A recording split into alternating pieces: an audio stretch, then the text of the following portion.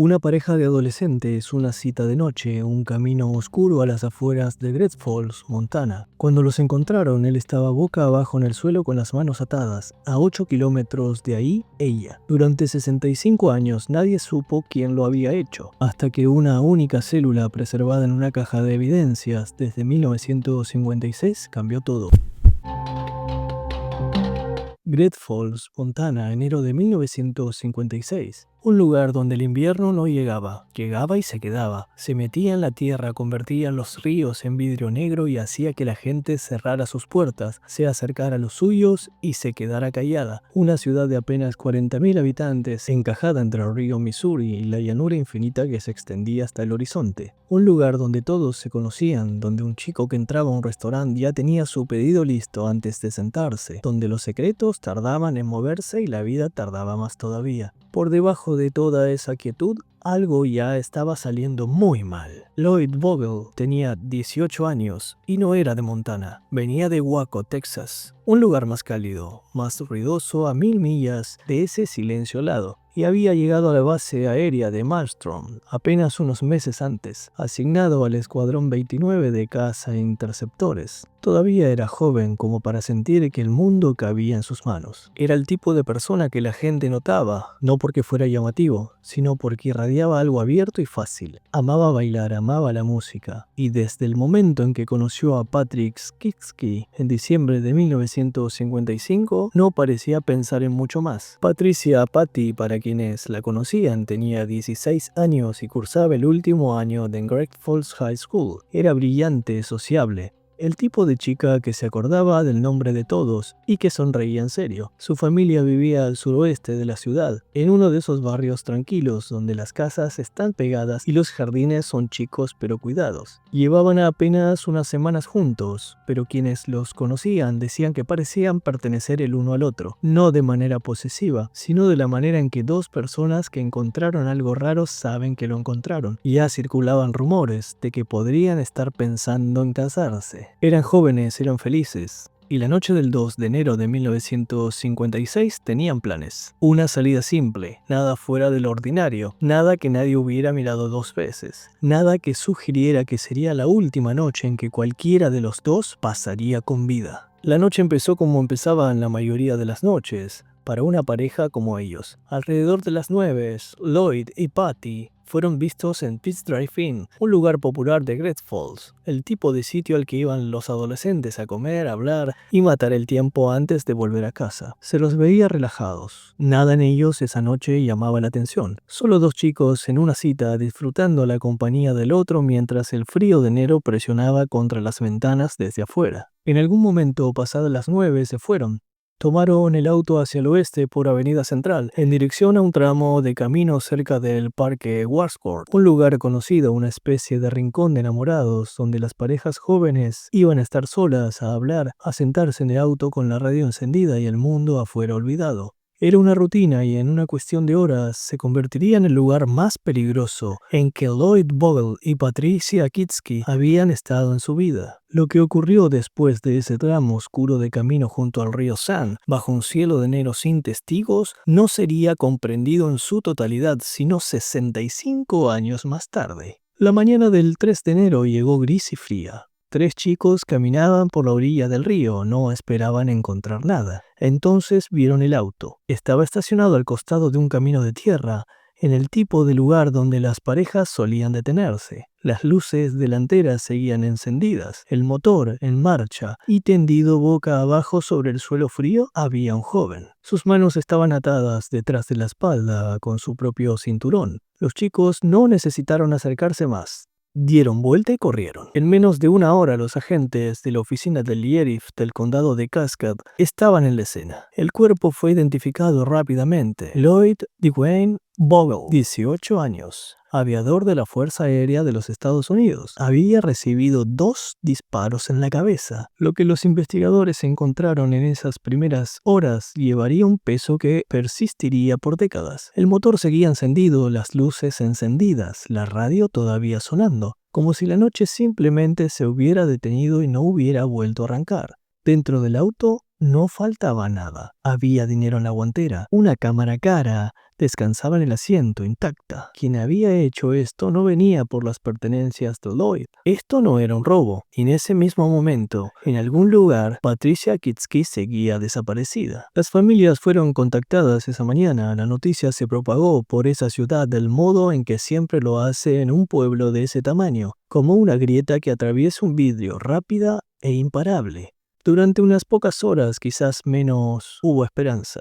Patty no había sido encontrada. Tal vez había logrado salir del auto, tal vez había corrido, tal vez estaba en algún lugar cercano con frío y miedo, pero viva. Esa esperanza duró menos de 24 horas. La tarde del 4 de enero, un trabajador vial del condado manejaba por Bina Road y un camino de tierra al norte de Great Falls. Casi no la vio. El cuerpo de Patricia Kitsky fue encontrada al pie de una caída de 6 metros al costado del camino, en una depresión poco profunda donde el terreno bajaba abruptamente. Había sido asesinada del mismo modo que Lloyd, pero la violencia no había terminado ahí. El informe de la autopsia revelaría que Patricia también había sido agredida sexualmente antes de morir. La distancia entre el lugar donde encontraron el cuerpo de Lloyd y el lugar donde estaba el de Patty era de casi 8 kilómetros, en direcciones opuestas, como si quien lo hizo hubiera querido asegurarse de que nunca los encontraran juntos, como si alguien lo hubiera planeado de esa manera, con una precisión que iba mucho más allá del impulso o la rabia. La investigación comenzó ese mismo día y desde el primer momento algo en este caso se sentía diferente. En los días que siguieron, la oficina del sheriff del condado de Cascade volcó todo lo que tenía. Se interrogó a los testigos, se analizó la evidencia forense de ambas escenas. El área cerca del parque fue rastrillada repetidamente. Con el tiempo, 35 sospechosos fueron identificados e investigados. 35 nombres, cada uno examinado, interrogado y uno por uno descartado. Entre ellos, otro aviador de Maelstrom, con antecedentes de comportamiento agresivo. Después, un nombre que hoy es más conocido, Edward Wayne Edward,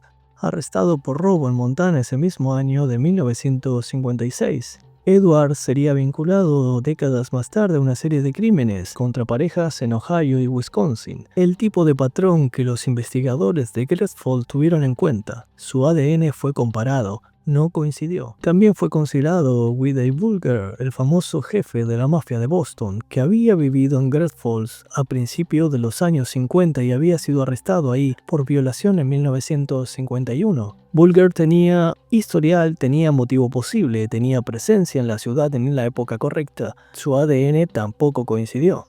Incluso hubo un hombre llamado Wendell Wallace Smith, que llegó a declarar públicamente que había matado a un chico y a una chica en Montana. Una confesión que resultó completamente falsa. 35 sospechosos, ninguna coincidencia. Y había un nombre que no aparecería durante 65 años.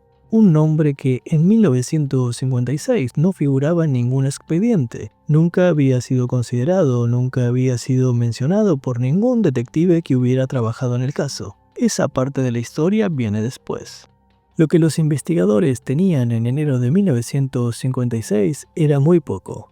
En una época mucho antes del análisis de ADN, antes de la genealogía forense, antes de las bases de datos digitales, todas las herramientas que algún día quebrarían este caso, la investigación chocó contra una pared casi de inmediato. La familia de Lloyd, en Texas, cargó con el peso de no saber. Su hermano, Dwayne, guardó el dolor en silencio durante décadas. La esposa de él le diría a los investigadores años después que eso le afectó el resto de su vida. La falta de respuestas, el silencio donde debería haber habido alguna explicación. La familia de Patty no lo llevó mejor. Su hermana desarrollaría con los años una demencia que borraría sus recuerdos de esos primeros días. El caso quedó frío. Los expedientes fueron archivados, la evidencia guardada. Y Great Falls siguió adelante, como siempre lo hacen las ciudades cuando la alternativa es seguir mirando hacia la oscuridad. Pero la evidencia, toda ella, permaneció exactamente donde estaba, guardada en una caja en el sótano de la oficina del sheriff, esperando que alguien volviera a mirarla. Cada paso que cubrimos nos lleva semanas de investigación y noches revisando expedientes reales para traer estas historias de vuelta a la luz. Lo hacemos porque estas vidas importan y merecen ser recordadas. Si quieres que sigamos haciendo esto, suscríbete al canal y contanos en los comentarios qué parte de este caso te impactó más. Ahora volvamos a la historia. Durante 45 años, el caso Kitsky Bowl vivió en el limbo, recordado pero no activamente investigado. Los expedientes permanecieron en la sala de evidencias de la oficina oficinas del sheriff sin que nadie las tocara, año tras año, hasta 1988. Ese fue el año en que un detective llamado Phil Madison empezó a trabajar en esa sala. No estaba asignado al caso. No lo estaba buscando, pero cuando uno pasa suficiente tiempo rodeado de archivos viejos y el peso callado de casos sin resolver, alguno de ellos empieza a jalarte. El expediente Kiski-Vogel era uno de ellos. Madison empezó a revisar la evidencia con ojos nuevos y lo que encontró enterrado en la documentación rutinaria de una autopsia en 1956 sería la pieza más importante de todo el caso. Durante el examen post-mortem de Patricia Kiski, el procedimiento estándar de la época había incluido la recolección de una muestra biológica. Esa muestra había sido preservada en una placa microscópica, un pequeño rectángulo de vidrio guardado en una caja de evidencias por más de 3 décadas, intacto. Desconocido para la mayoría de quienes habían trabajado el caso desde entonces, pero estaba ahí. Y en esa placa había algo que no pertenecía a Lloyd Vogel. En 2001, Madison finalmente envió esa placa al Laboratorio de Criminalística del estado de Montana. Los resultados llegaron con una claridad tranquila y devastadora. El material genético recuperado no correspondía a su novio. Alguien más había estado ahí esa noche. Y por primera vez en 45 años el caso tenía una dirección. Pero una respuesta con cosas muy distintas. El perfil de ADN fue ingresado en CODIS, la base de datos nacional de criminales, y no produjo ninguna coincidencia. Fue comparado con los sospechosos históricos, uno por uno. Nadie en el tribunal coincidió. La muestra volvió a quedar ahí esperando. Cuando Madison se retiró, les dijo a sus colegas que no creía que el caso fuera a resolverse alguna vez. Muchas personas distintas tuvieron su turno en esto, dijo, y simplemente no pudimos llevarlo a una conclusión. Estaba equivocado, pero no estaría ahí para verlo. El quiebre real no vino de una confesión, no vino de ninguno de los 35 sospechosos investigados en 60 años de trabajo. Vino de una tecnología que no existía cuando Lloyd Vogel fue asesinado en una noche de enero de 1956. Para entender qué pasó hay que entender qué es la genealogía forense, porque este caso es uno de los primeros en el país donde esa técnica resolvió un crimen de más de 6 décadas. La genealogía forense funciona así: se toma el ADN de la escena del crimen y se sube a bases de datos genealógicas públicas, plataformas donde millones de personas comparten su perfil genético para rastrear sus orígenes familiares. El sistema no busca una coincidencia exacta con el sospechoso, busca coincidencias parciales con sus familiares, primos, tíos, sobrinos, personas que puedan estar vivas, que puedan haberse registrado voluntariamente y cuyo ADN permite a los investigadores construir un árbol genealógico y trabajar hacia atrás hasta llegar a la persona que buscan. Fue exactamente el método que en 2018 llevó el arresto de Joseph Shane D'Angelo, el asesino del Estado Dorado, responsable de 13 asesinatos y casi 50 violaciones en California durante los años 70 y 80. Un caso cerrado durante décadas, resuelto en semanas gracias a esa técnica. Ese caso cambió todo para los investigadores de crímenes sin resolver en todo el país. En 2012, un detective llamado John Kapner fue asignado al caso Kiski-Vogel en la oficina del sheriff del condado de Cascade. Era más joven que el caso mismo, nacido décadas después de que ocurrieran los crímenes. Pero cuando leyó los expedientes, cuando vio las fotos de 2 adolescentes que simplemente habían salido a una cita y nunca habían vuelto, algo en él se negó a dejarlo sin resolver. Sabía que la clave iba a estar en el ADN, dijo Kapner. En 2019 contactó a una empresa llamada Bob Technology, en sede en Virginia, especializada en análisis forense de ADN. Trabajando con la muestra original, esa única célula preservada en una placa microscópica durante más de 60 años, extrajeron un perfil nuevo, más completo, un perfil que podía subirse a las bases de datos, un perfil que podía buscarse. Y cuando lo hicieron, la base de datos devolvió algo que nunca había devuelto antes: una coincidencia familiar, un árbol genealógico construido hacia atrás y hacia adelante que llevó a los investigadores a un único nombre, un nombre que nunca había aparecido en el expediente, un hombre que en el momento de los crímenes vivía a poco más de 1,5 kilómetros de la casa de Patricia Kiski, un hombre conocido por andar a caballo por los mismos caminos donde fue encontrado su cuerpo, un hombre llamado Kenneth Gold. Kenneth Gold no era el tipo de hombre del que se escribía. No tenía arrestos, ni antecedentes, ni historial de violencia que nadie hubiera documentado. Vivía en silencio, trabajaba con caballos y se mantenía para sí mismo de la manera en que ciertos hombres en los pueblos pequeños de Montana siempre lo hacían. Poco llamativo, inadvertido, fácil de pasar por alto. Ese era exactamente el problema. En 1956, Gould tenía 29 años, era esposo y padre y vivía con su familia en una casa a poco más de 1,5 kilómetros de donde Patricia Kitsky había crecido. No al otro lado de la ciudad, 1,5 kilómetros. Lo suficientemente cerca como para haberla visto caminar a casa desde la escuela, como para conocer los caminos que ella recorría y los lugares a los que iba. Y Gould conocía esos caminos bien. Era conocido en la zona por andar a caballo por los caminos de tierra, los tramos tranquilos de terreno que la mayoría de la gente no recorría a menos que tuviera una razón, incluyendo Vineyard Grove, el mismo camino donde el cuerpo de Patricia Kitsky sería encontrado tirado al fondo de un talud de 6 metros, a casi 8 kilómetros donde su novio había quedado tendido muerto. Gould recorría esa zona regularmente, conocía el terreno, sabía dónde las rutas se curvaban, donde el suelo bajaba abruptamente y donde una persona podía desaparecer sin ser vista. Pero nada de eso importó en 1956, porque nadie lo estaba mirando. Su nombre no figuraba en ningún expediente ni una sola vez. En 60 años de investigación, con 35 sospechosos, cientos de entrevistas y décadas de callejones sin salida, Kenneth Gould nunca había sido interrogado, nunca había sido considerado. No había ninguna conexión conocida entre Gould y ninguna de las víctimas, sin amigos en común, sin conocidos mutuos, sin motivo al que alguien pudiera señalar. Era un hombre que existía en los márgenes de la historia, físicamente cerca, invisible para la investigación. Y luego había un detalle que los investigadores notaron cuando finalmente comenzaron a examinar su vida más de cerca. Cuando tenía 25 años, Kenneth Gould se había casado con una chica de 16, la misma edad que tenía Patricia Kitsky cuando fue asesinada. La coincidencia de ADN les había dado a los investigadores un nombre, pero un nombre cuando pertenece a un hombre muerto no es lo mismo que una prueba. Kenneth Gould había muerto en 2007 a los 79 años, en el condado de Oregon, Missouri. Su cuerpo había sido cremado, no había manera de confirmar directamente que el ADN recuperado del cuerpo de Patricia Kitsky en 1956 le pertenecía a él. La única forma de establecer esa conexión era ir a su familia. El detective John Kantner hizo esa llamada. No fue fácil.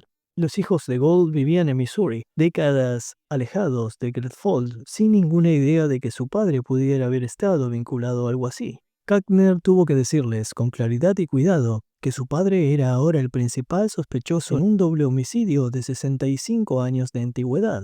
No estaba seguro de cómo iban a reaccionar cuando llegara diciéndoles que su papá era sospechoso de este caso, dijo Kantner después, pero fueron muy colaboradores. 3 de los hijos de Gould aceptaron proporcionar muestras de ADN. Los resultados, cuando llegaron, fueron inequívocos. Su ADN confirmó un vínculo familiar biológico con el material genético recuperado del cuerpo de Patricia Kitsky 65 años antes. Para los investigadores, la confirmación llevaba un peso extraño. No era una confesión, no era un juicio. Era más callado que eso, un resultado de laboratorio, una coincidencia familiar, un número en una pantalla que señalaba en una dirección sin posibilidad de retroceder. Una de las hijas de Gould, cuando conoció los resultados, dijo que Kantner no olvidaría. Lo miró, no con rabia, no con negación, y dijo simplemente: a veces uno no conoce todos los secretos de las personas. Era el tipo de frase que suena a ficción, pero no lo era. Era una persona real hablando de su padre real, después de enterarse de lo que los investigadores habían concluido sobre él. Con el ADN confirmado, los investigadores comenzaron a reconstruir los movimientos de Kenneth Gould, no solo en la noche del 2 de enero de 1956, sino en los días y semanas que siguieron. Apenas un mes después de los crímenes, antes de que la investigación hubiera empezado siquiera a enfriarse, Gould vendió la propiedad familiar cerca de Great Falls. Mudó a su esposa y sus hijos primero a un pueblo llamado Tracy, al sureste de la ciudad. Luego, en julio de ese año, se mudaron a Geraldine, más lejos todavía, después Hamilton. Y en 1967 dejaron Montana para siempre, mudándose a Alton, en el condado de Oregon, Missouri. Nunca volvieron, ni una sola vez, ni para visitar, ni para ver familia, ni por ninguna razón. Kantner también notó algo más en los registros. Después de los crímenes, no había ninguna actividad criminal conocida relacionada con Gould en ningún lugar, sin arrestos en Missouri, sin incidentes documentados. El equipo buscó homicidios sin resolver en cada lugar donde Gould había vivido. En cada periodo en que había vivido ahí, no encontraron nada. Si eso significaba que nunca había vuelto a cometer algo así o simplemente que nunca había sido atrapado, era una pregunta que nadie podía responder. El 8 de junio de 2021, la oficina del sheriff del condado de Cascade convocó a una conferencia de prensa. No fue un evento grande. La sala era tranquila, los rostros alrededor cargaban una mezcla de alivio y algo más pesado, el peso de 65 años comprimidos en un solo anuncio. El detective Sergeant Kapner se paró frente a los micrófonos y les dijo al mundo lo que habían encontrado. Kenneth Gould, dijo, era el sospechoso más probable en los asesinatos de Lloyd Vogel y Patricia Kitsky. La evidencia de ADN era clara, la coincidencia familiar confirmada. El caso,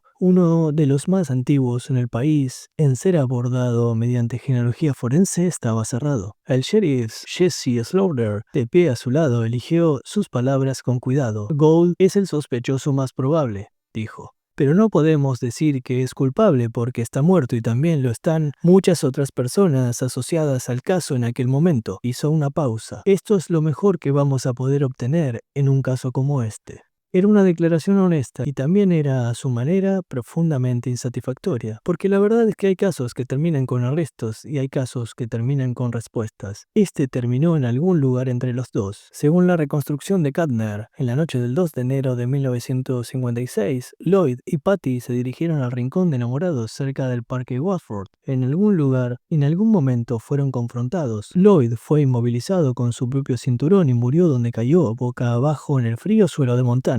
Patty fue trasladada casi 8 kilómetros hasta Viner Road, donde, según los investigadores, fue agredida y luego asesinada. La distancia entre ambos sitios sugería que quien hizo esto se movió de manera deliberada. Había un plan, había una secuencia. Esto no fue un crimen cometido en un momento de rabia ciega, y el hombre que los investigadores señalan como responsable vivió durante años a poco más de 1 kilómetro de donde Patricia Kitsky había crecido, recorriendo los mismos caminos a caballo, respirando el mismo aire, existiendo en el mismo mundo pequeño que la familia de ella sin que nadie, ni sus vecinos, ni su propia familia, ni 65 años de investigación hubiera pensado en buscarlo ahí. Para las familias, el anuncio trajo algo complicado. No exactamente paz. La paz implica un tipo de resolución que 6 décadas de silencio rara vez permiten, pero algo más parecido a ella, un nombre, una dirección después de décadas mirando hacia el vacío. El hermano de Lloyd, Dwayne, había muerto en 2013, 8 años antes.